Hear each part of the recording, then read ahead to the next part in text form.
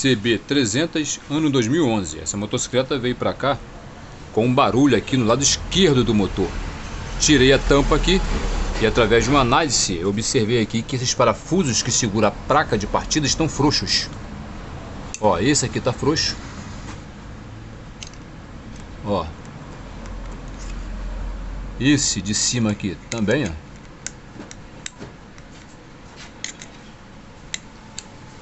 Todos eles, ó, estão frouxos, ó. Aquele lá, ó. Esse também, ó, quando mexe nele, ó, todos os outros mexem, ó. Esse aqui também, ó.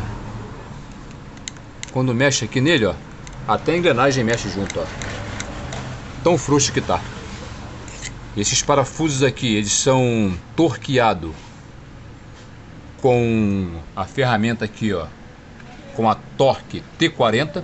É usado torquímetro de precisão e é torqueado aqui, cada um deles com 2,1 kg. E sempre é necessário também estar colocando a trava-rosca, porque essa placa de partida ela recebe muito impacto na hora das partidas, então a vibração acaba soltando. Então é necessário dar o torque correto e tá usando também aqui a trava-rosca. Então o único problema do barulho aqui da tampa do lado esquerdo da motocicleta foi apenas placa de partida frouxa.